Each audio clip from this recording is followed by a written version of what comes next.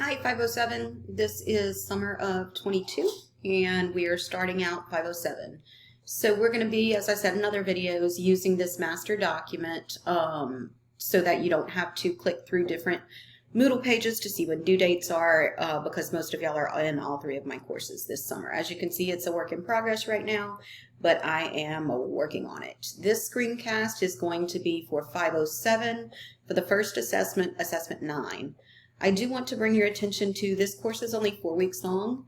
You have 3 major artifacts for ISTE submission and your Google certification level 2 or your Microsoft certification. So please be aware that this summer is front heavy, meaning that 507 I feel is more work than 509, although 507's work I find more enjoyable than 509 because 509 is EdTech research. And I'm just not a big research guru, but there it is.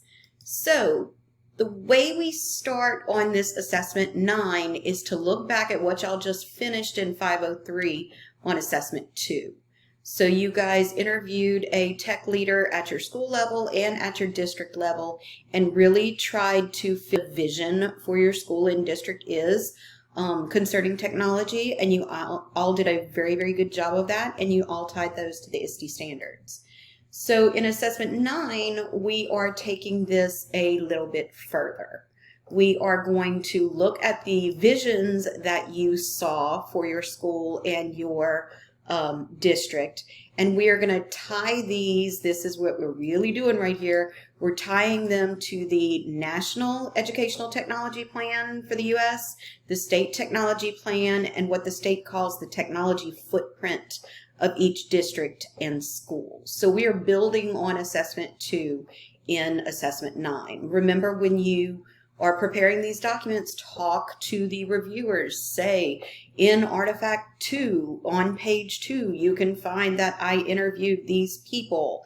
Now in Artifact 9, I am going further by aligning the district and school's vision to the state and national technology plans. So a few changes with the structure of this assessment. ISTE has started putting out very short, and I mean like 2-3 minute videos unpacking each standard, which I found very, very useful.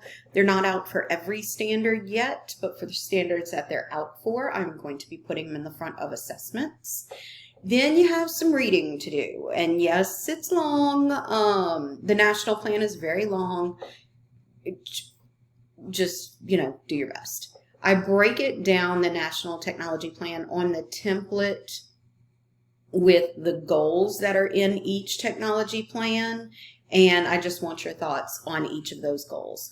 Also notice that the technology plan, the National Technology Plan, is also a few years old.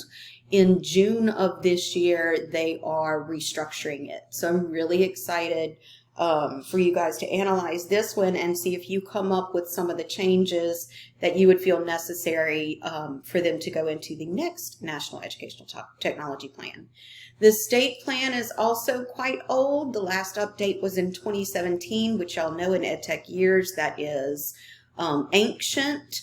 But the technology footprints are more recent. So I'm guessing that that's why the state formal plan hasn't changed very much, is because they added on the new tech footprints for each district and school. That gives us a lot of information.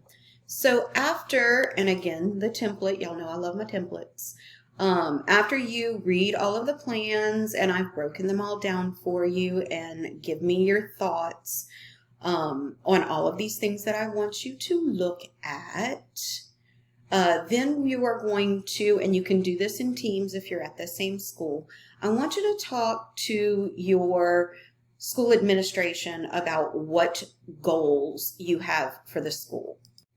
Remember that these goals should be measurable and they should be doable within about a school year. Y'all know how I like to give y'all sample wording, but please, again, erase all of my words and put your words on this. But we are connecting Artifact 2 with Artifact 9 and kind of moving that forward. So all of your explanation is down here, what to turn in.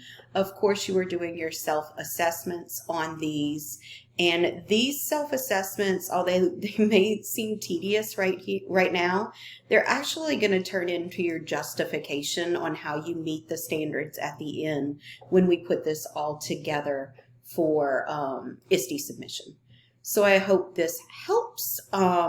Remember that on your timeline for, let's see when this is due. It's due on the 5th. Just remember that it does require some type of interview, either in person, on Zoom, something like that. And as always, grab some screenshots for documentations. So the reason I bring up that due date is because this is only a 4-week class, and you may need to start working on this one a little more quickly because you do have to do that Zoom interview or FaceTime interview or face-to-face interview with your administration before you submit this. I hope y'all have a wonderful day, and let me know as always if I can do anything to help. Bye.